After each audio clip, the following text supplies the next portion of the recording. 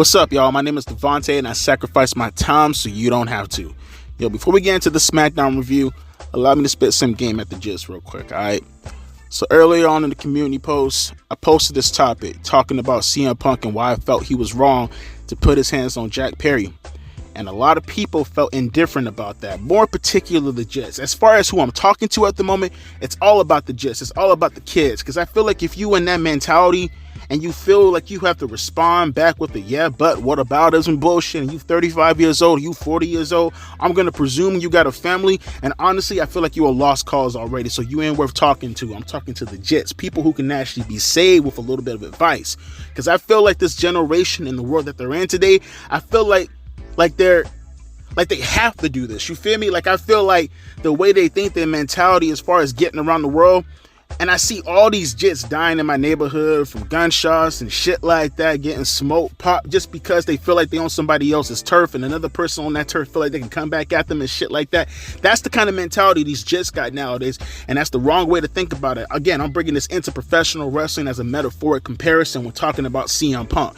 Look, CM Punk did something wrong. He put his hands on somebody. He had no business, no right doing that. Jungle Jack Perry did not threaten him. Saying what you're going to do about it is only a threat to your pride. That's it. It ain't no actual threat. A threat is I'm about to beat your ass. A threat is where's my gun at? A threat is let me put these hands on you, bruh. That's a threat. Don't get it twisted. Saying what you're going to do about it is nothing more than, again, a hurt to your pride, and you can get over that. It's easy. If you were in the position of a CM Punk, people said, oh, Devontae, what would you do if you was in CM Punk position? Hey, yo, Tony, come in for a second. Hey, yo, Jack, come here. Tell him exactly what you just told me. I called you out and asked you what the fuck were you doing out there with that internet rah-rah shit. And you told me what again? Tell me again? Oh, okay, so Tony, now that we're in this position, now that we're discussing this right now, so what's up? What's good? What you gonna do about it, boss man? What's up? What's up? Because we can handle this the easy way or we can do this the hard way. Again, be more professional about it, but that's how you handle it. You pull them to the side and you discuss things. You talk about it. Put that man on the spot. Put him in his place. You can put him in his place and you can still look like the superior without having to put your hands on him, because there's no point to that in the end of the day, bruh.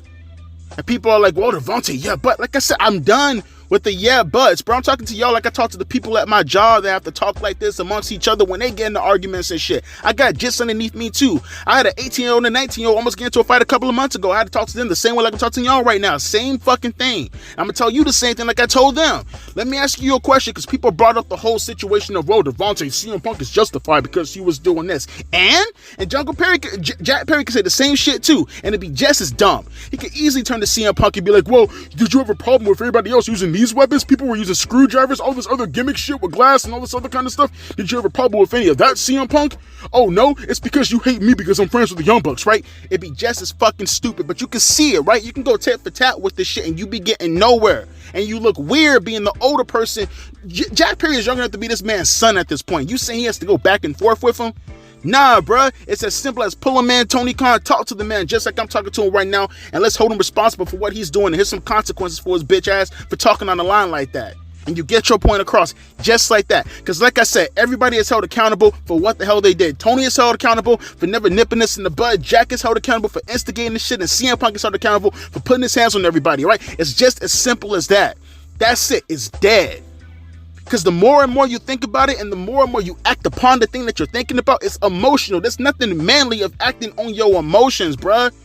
It's one thing to do it in combat sports. It's one thing if you're defending somebody. It's one thing if you're defending your country.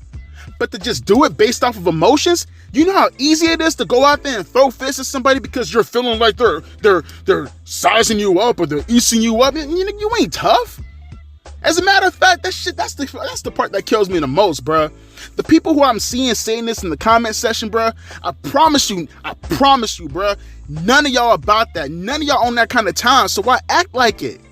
Y'all behind y'all keyboards, bro. This is a wrestling channel. None of y'all niggas about that. I know y'all not, and I can tell you straight up, I ain't about that at all. I'm secure in my masculinity, and I can tell you right now, if someone came with that rah-rah shit, unless they put their hands on me first, ain't nothing getting thrown. Ain't no fists getting thrown, ain't no hands getting thrown, nothing getting thrown. Why? Because I'm almost 32 years old. I got a son, I got a daughter, and I got a girl. And guess what? They need me to provide. I need to do my job. I need to be the getting money, making paper, and I need to pay my bills on time. That's it. That's the manly thing. Talking about it's manly, go out there and do what? It's manly to leave your family stranded in a position while your bitch ass is in jail thinking about the dumb shit that you acted upon, knowing good and damn well you not regret it? CM Punk is lucky. He can do the kind of shit that he did. He can get fired and go to WWE. The average motherfucker can't do that. You saying that's manly? It's manly, nigga? You ain't manly. You acting on your emotions like a bitch. Only bitches act on their emotions. What the fuck you talking about? If I was in front of you right now, you know what I do? If you was a jit in front of me right now talking on that rah-rah shout, slap you in your chest. And I'll lock your ass up. I promise you. I swear to God I would. Don't do that, man. Think. That's why niggas be getting killed nowadays. Think. You act on your emotions like a bitch, you get treated like a bitch. I'm just saying, man, think before y'all act, man. That's how people be getting killed nowadays, especially our young black man. Think before you act. With that being said, let's get into the Smackdown review. Hold this shit to your heart, too. Okay, so they didn't quite explain how the rules of this triple threat tournament, I guess, or I guess it's probably best to say eliminator. I know that's an AEW term, but I don't quite want to call it a tournament when it's like just 2 qualification matches and then you're going directly to the finals. I guess you could call it that, but I'll just stick to eliminator. I'm going to assume, I could be wrong, but the way this is going to work is no different than how it was last year around this time when it was Edge and Mysterio and AJ Styles. So what is it going to be, like one triple threat match and the winner advances against the person who wins the other triple threat match, and then that ends up being the main event for next week's SmackDown? Because they said Rey Mysterio is going to be in the main event tonight, right? So I'm assuming that triple threat match is going to be the main event, and I'm assuming the winners of those 2 triple threat matches are going to main event SmackDown next week, and then we're going to get the winner for Cody Rhodes. You know, I will say this. There is a part of me that kind of thinks maybe you should just... Because I'm thinking AJ Styles is a fine competitor, and that's cool. But here's my thought. And you guys tell me how you think about this.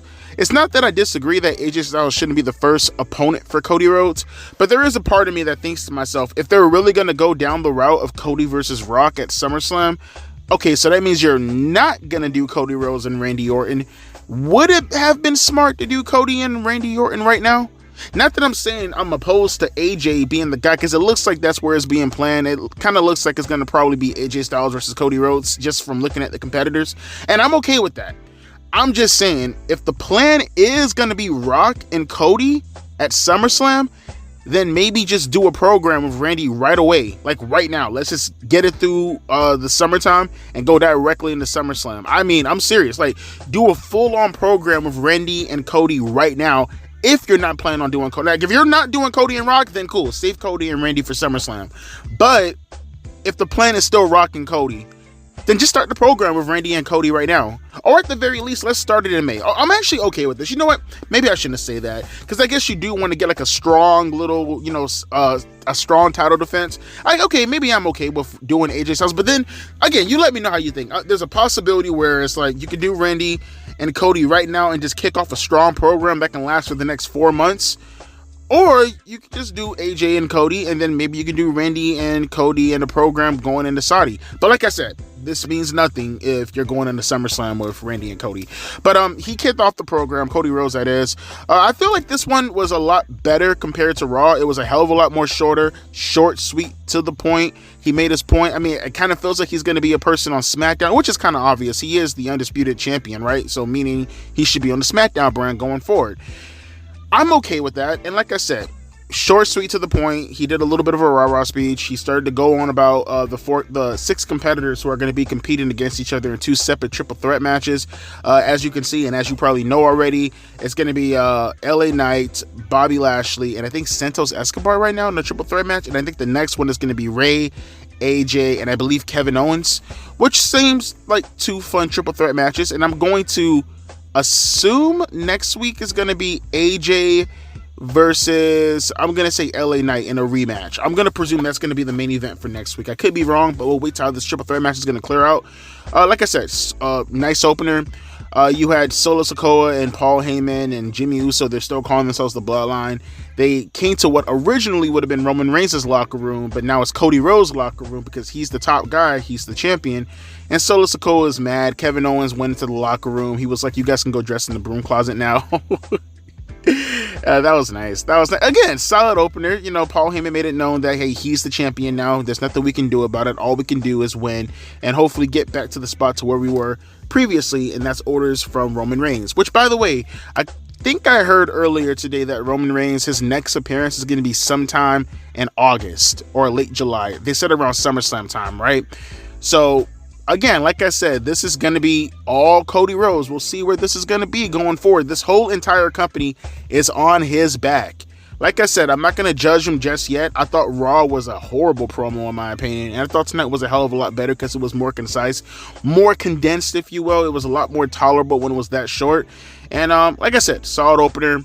And we got the triple threat match coming up, and we'll talk about that after the match. But like I said, good shit. Good start. I'll say that. Good start to SmackDown so far. Can't lie, I'm definitely feeling the vibe a hell of a lot more tonight than I did on Raw. Raw felt like a chore to watch. Tonight, there's like a different kind of energy to it, and it could be probably because the matches in themselves are flowing a little bit easier. You're kind of going in and out between segments and matches, and this match has consequences, so it makes you focus a little bit more. And this was a good match. This was a solid match. No one really fucked up anything. They hit their points. It kind of seems like, they're kind of revving up to do a bit of a gang warfare storyline. I mean, like, straight up gang warfare, like Disciples of Apocalypse, Nation of Domination, the Truth Commission, Los Boricuas, 1997, straight up gang warfare between the LWO. That's what it feels like to me, that they're getting ready to do, like Legado del Fantasma, the LWO, and quite possibly maybe even the Pride. And if they can get them, I know they're on NXT fucking around right now, but bring in the Final Testament. You can do the gang warfare storyline like they did back in 97. Hopefully this one will be a lot better, especially because the people involved are a hell of a lot better wrestlers, But this is a good match. A bunch of run-ins from Legado del Fantasma, and then the Pride. They equaled everything out. It was fine. I liked it. And then you had LA Knight, the guy who's not affiliated with anybody, amidst all the chaos, take advantage of a disoriented, if you will. My vocabulary is extending. He took advantage of what's his name again? Santos Escobar, after throwing Bobby Lashley outside the ring on a post or whatever, and he hit him with the BFT and he won the match. And we have Solo Sikoa coming out right now. But beforehand, we did have a little bit of an interview from Rey Mysterio. I will say this. Don't you guys hate it? Maybe it's just a nitpick of mine. It definitely is a nitpick. But it's something that always sticks in my craw. I hate when superstars have history with each other like a long time ago, and like they never touch on it. I don't know why. I hate it. Like, for an example, Rey Mysterio. He's like, I want to be WWE champion again, hermano. And it's like, okay, cool. Like, I wish you would touch on the fact that you don't have to even go in depth with it. Just say, me and Cody have a bunch of history. That's it. Just that. Him and Cody Rhodes had history like 13, 14 years ago at this point. What? Right? It's been that long, since like 2010, 2011. Like, they have history. You just touch on it. You ain't gotta dig deep inside it. But like, you could be like, I know Cody Rhodes better than nobody else knows Cody Rhodes. And it'd be kind of cool, again, it's just like a little bit of an Easter egg for people who aren't aware, because, Cody and AEW and all this other kind of stuff, and it happened so long ago. You could probably have Rey Mysterio just say, I watched Cody Rhodes grow into the superstar that he is right now. I don't know. It's just that simple, but it is what it is. I'm cool with it. It's fine. I'm just kind of nitpicking right now. But with that being said, let's get back to SmackDown. They're about to have a promo segment with Paul Heyman and Solo Sikoa and Jimmy Uso. I'm very curious as to what's going to happen going forward without Roman Reigns. So let's get to that, shall we? Okay, there's so much to talk about what just happened. First and foremost, can I just touch on this real quick? Because they're about to touch on Bayley, and she's going to have her little speech, her little promo, talking about her championship celebration. Kick-ass SmackDown so far. What a fantastic first hour. Now we're back in the groove of things when it comes to SmackDown being good. That's what I'm talking about. This is what I'm talking about. Now we're back in the fucking... We're back in the rotation. We're back in the rotation. That's what I'm motherfucking talking about. This is the best SmackDown I've seen so far since probably January, maybe. Fucking awesome first hour of SmackDown. Braun Breaker destroys Cameron Grimes. I kind of wish they would do more with Cameron Grimes, but it's cool. Braun Breaker is a star at the moment. Can I just say, ignore everything about how fucking awesome he is, how much of a breath of fresh air he is as far as the power game is considered. I mean, we finally have ourselves a Brock Lesnar, a new age Brock Lesnar. Not saying Brock Lesnar can't work, but one who actually can work like Brock Lesnar back in 2002 and 2003. I see so many huge things in Braun Breaker's future. I cannot wait. I cannot fucking wait till he actually gets his hands on that United States Championship and he starts to build himself up where eventually he becomes the face of SmackDown. I give it a year. Maybe 2 years tops. I cannot fucking wait. Also, by the way, kick-ass theme music too. If you guys get the opportunity, go check out this theme song. Man, it sounds like something straight out of WCW in the early 90s, but fucking awesome. The I guess, what would you call that? I guess that'd be like surfer punk or something like that. I don't know, but it sounds really, really fucking good. It sounds kind of like a Surfer Stings theme. I mean, I know, like, you know, they're trying to go for the whole Steiner's theme song type of deal, but it really sounds kind of like Sting's 91 theme. You know, like, not even like the Man Call Sting, but you know his down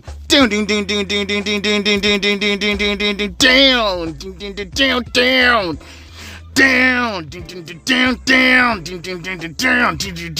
you know, Sting's old theme song back in like 1991. It sounds more like that, but like an updated version of it. I fucking love it. Sounds like actually, you know what it kind of sounds like a little bit? Just like a smidge. It kind of sounds like something Metallica would have probably played, like Search and Destroy era Metallica. Or maybe Ride the Lightning era Metallica. Probably Ride the Lightning era Metallica. It sounds something like it would have been off of that album back in like 86 or 87.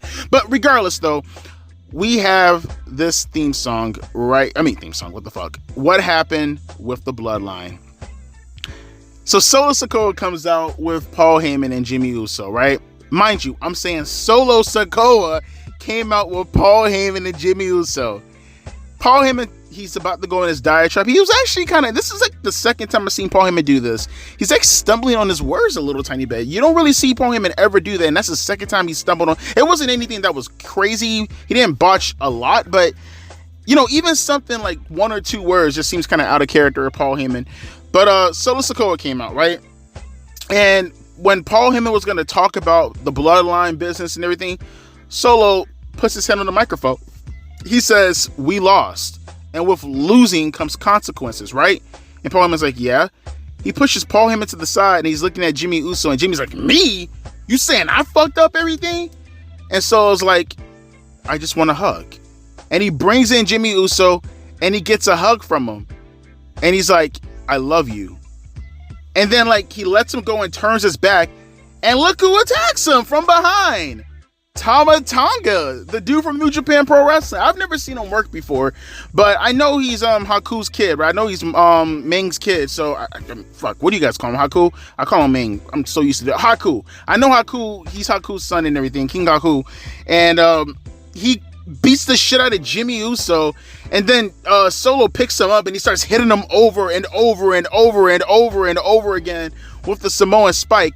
Puts him in the corner and takes a chair, puts him around his neck, Pillmanizer style, and like he did like a running Samoan hip into the corner with the chair on his neck. Again, like a Samoan Pillmanizer, I guess you can say. And Jimmy Uso is out of the Bloodline. And I get what they're trying to do. You know, they're trying to give Jimmy Uso something to work with so they could put him on par with his brother Jey Uso on Raw so he doesn't look so fucking out of place.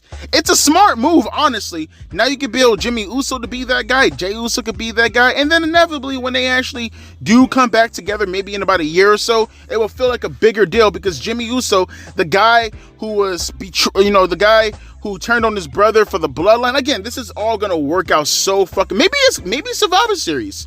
Who knows? Maybe we might get something with Jimmy. I think that's what's going to be the play. I think this is all building up to eventually having Jimmy and Jey Uso do something at Survivor Series as far as being on the same team at War Games. I don't know, but it kind of seems like that's the path that they're going down towards. And maybe even an inevitable tag team match at Survivor Series. They might do it at WrestleMania, but I would like to actually see it at Survivor Series. But good shit. And what a shock, man. Jimmy Uso is out of the fucking Bloodline.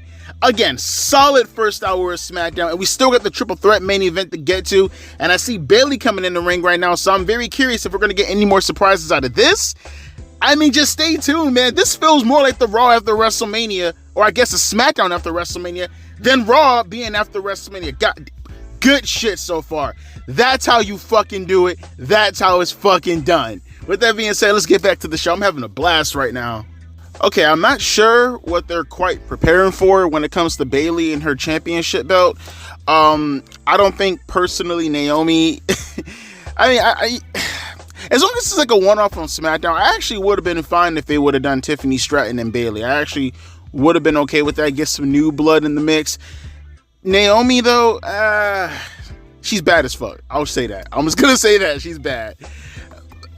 This match between Tiffany Stratton and Naomi, this was not the best match in the world. This was very slow, and it's weird too because the crowd was like pretty hyped for it towards the end of the match. Like in the beginning they were pretty quiet, but towards the end of the match they were getting a little bit more hyped for it. And you know, let me take it from the beginning. So Bayley came out and she cut a promo. She talked about how she was happy with the fans and all their support coming out of WrestleMania. I did notice that Bayley now is kind of rocking the tassels again. It's kind of like a hybrid between her little role model gimmick and the Bayley hug, you know, the Hugonomics gimmick. I guess you could say kind of like a hybrid of both gimmicks. Like she's not gonna go full on Hugonomics with all the Bayley buddies and all the, you know, fucking hugs and shit like that. But you can tell that she's bringing back qualities from that to infuse with her heel gimmick at first. So that's pretty good. You can tell it's a bit of a hybrid gimmick. And, you know, she comes out, she talks about, you know, WrestleMania and how she's willing to give some, you know, some new blood, some new challenges to challenge for women's championship belt. And Tiffany Stratton came out and she thought it was going to be an open challenge for it. Bayley kind of busted her bubble, said it wasn't going to be an opening challenge. Instead, she was going to give the title shot to Naomi, who came out, and you know, her and Tiffany kind of bickered back and forth before having a one-on-one match, and they had their one-on-one match. And again, I'm not going to sit here and say that it was outright fucking horrible or terrible. It was just very slow, very plodding. I can't tell you who was the one who was kind of bringing the match down a little bit. To be quite frank, watching how they were wrestle, it kind of seemed like Tiffany Stratton was the one that was a little bit like, like you could tell, like looking at both of them, that like maybe there was some communication mishaps. I mean, Tiffany Stratton did have a bit of a bloody nose, but you know, Naomi won the match with a jackknife, and that's all fine and good. And it's weird because on one hand, I want to say that I want to see Tiffany and Bayley have a match. More importantly, I want to see them have a program. It could be something breakout for Tiffany. I don't expect her to win the championship belt, but it's Bayley. She can have a good match with anybody. So I'm not too sure if, but then at the same time, it's like, you know, because Tiffany Stratton in this match right here, it seems like she was the one that was kind of holding back the match a little tiny bit. But then at the same time, again, I want to see her and Bayley. I really do want to see that match. And like I said, I feel like it's Bayley.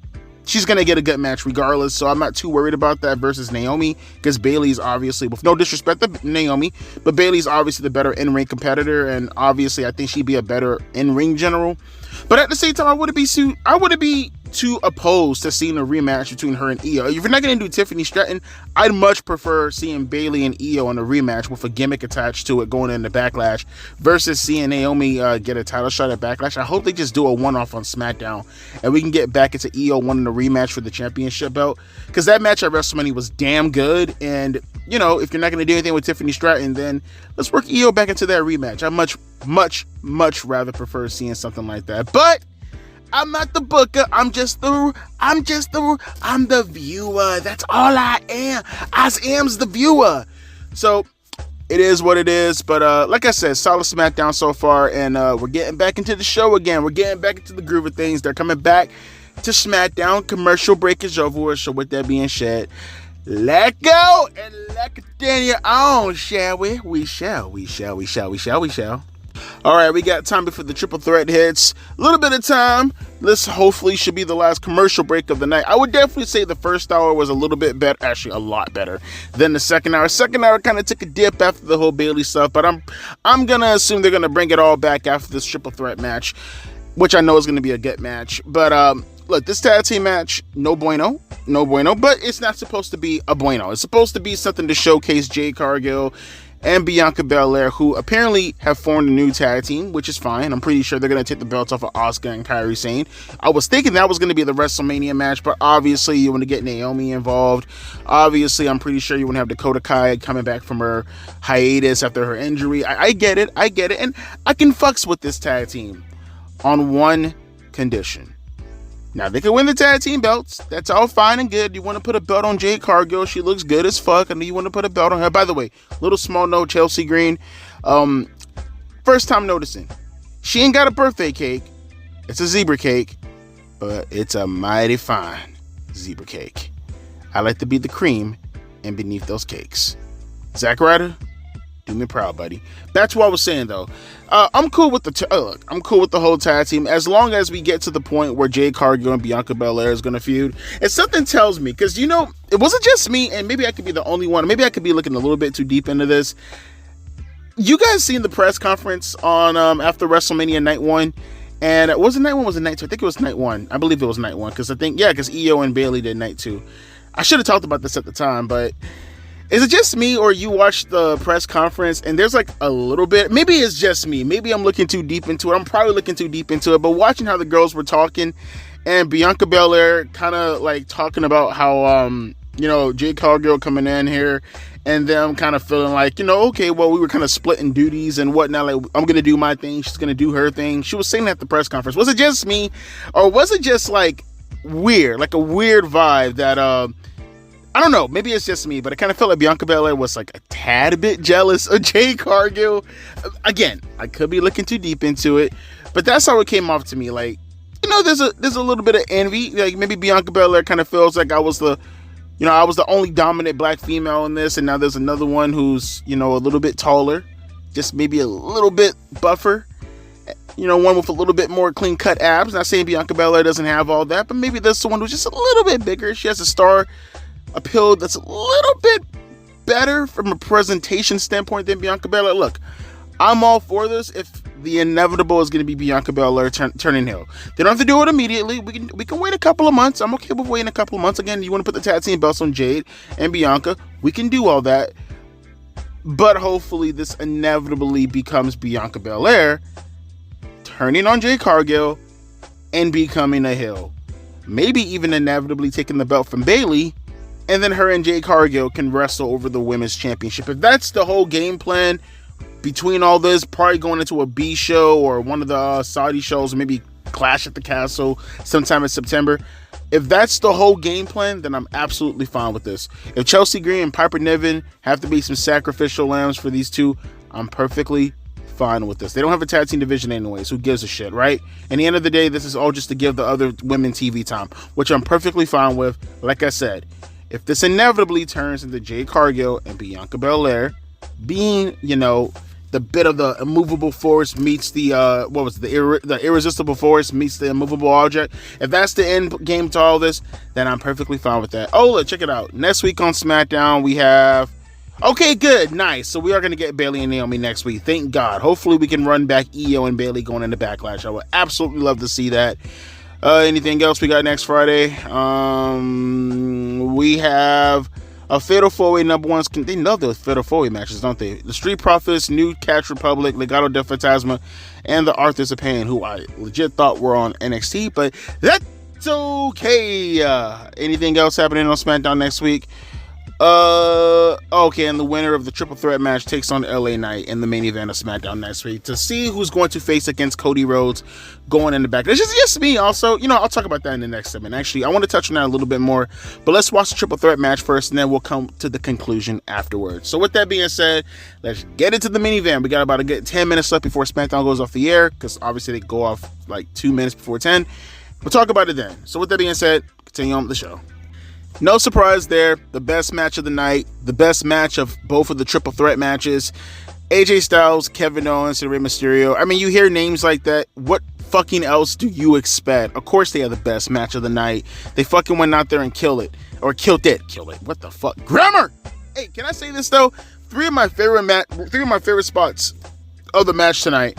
That triple German suplex that Kevin Owens did to Ray and AJ was fucking dope. And did you guys catch? You guys caught that little tribute? One of my favorite matches of all time. I'm actually going to probably go watch it after this, because it just kind of brought up some memories. Y'all caught that Christopher Daniels, AJ Styles, Samoa Joe tribute that Ray, AJ, and Kevin did? God damn. Are we really coming up? Damn. I'm talking yesterday about Randy Orton and Cactus Jack. Oh shit, that was fast. Y'all know we coming up on the 20. I mean, it's next year, but y'all know we're coming up on the 20th anniversary since the Unbreakable Triple Threat match with Daniels, Styles, and Joe. Which I'm gonna say this. I honestly, truly think that match revolutionized professional wrestling. Maybe for the maybe for the worst, honestly, but it depends on how you look at it. I mean, when I watched the Triple Threat Unbreakable match for the first time back in that would have been 05 also. Like in around Christmas time in 05 is the first time I seen that match, and it fucking blew my goddamn mind at the time because I never knew people could do that kind of stuff. That was my first sense. People talk about AEW and all the matches that they have. That Triple Threat match at Unbreakable with Styles and Joe and Daniels, that was my first time seeing a match of that type. You know, like I watched ROH back in the days on LimeWire, and you know, obviously I seen stuff like Low Key versus Styles at 2002 and ROH and stuff. I seen it in 2003, but the match took place in 2002. And you know, all the matches with, you know, Low Key and Amazing Red and all them boys, and Austin and Aries back in early 2003, and Homicide and all them boys back in ROH. Yes. But I never seen anything like that Triple Threat match with Joe, Daniels, and Styles. And they recreated the whole little monkey flip into the Hurricane Rana spot. God, I gotta watch that match after this. We're coming up on 20 years since that match happened. I'm getting off track though, sorry. And they did another one, probably the spot of the fucking night. I will say the fucking monkey flip one made my night as far as nostalgia. But the finish to the match. So Samoa Joe, Kevin Owens did Swanton, right? And he landed on AJ Styles' knees, you know how it's usually blocked. And it put him in perfect position for AJ Styles to do. I thought he was going to debut a new finisher at first.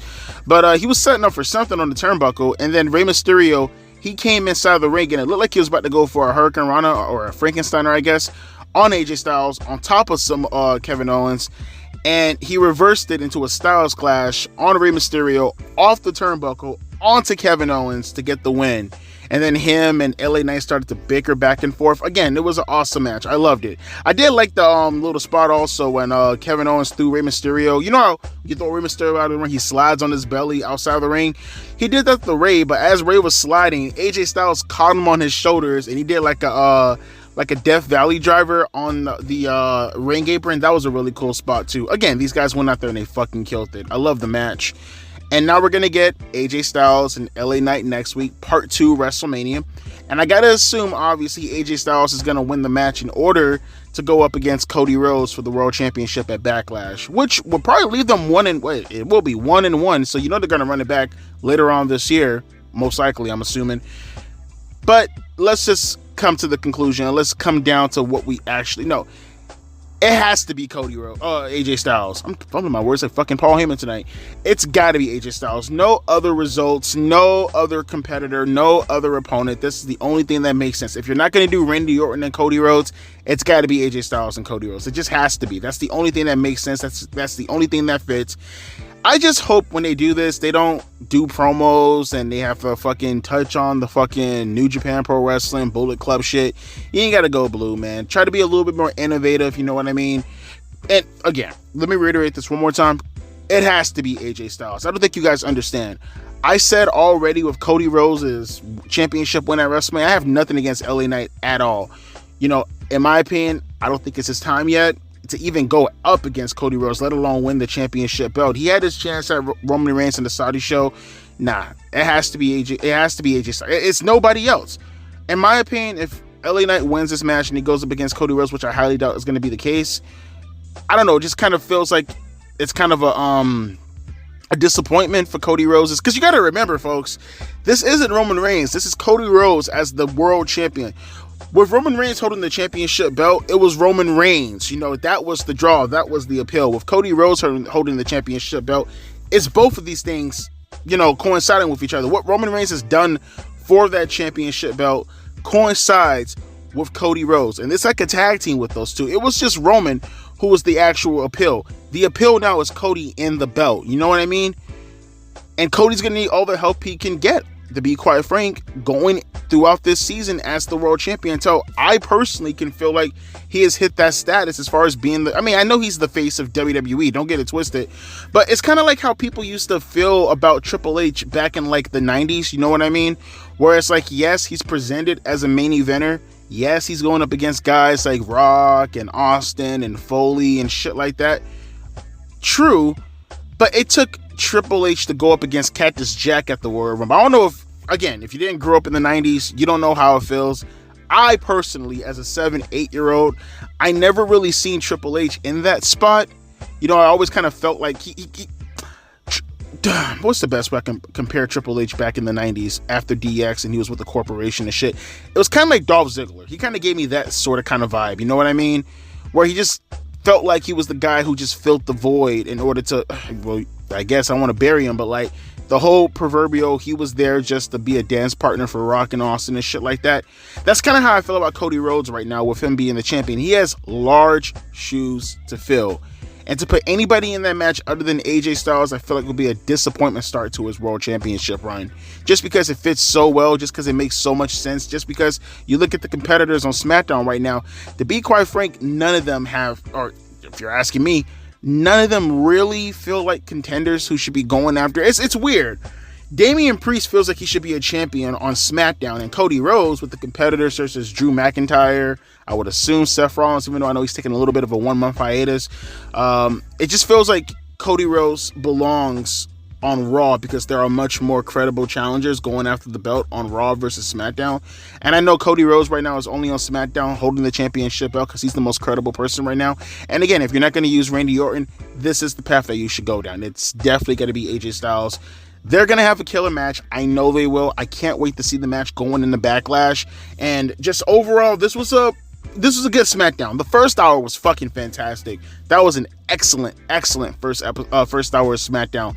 The second hour, it definitely kind of fell a little bit. Not till we got to the main event, then they brought it back up again. So overall, solid SmackDown.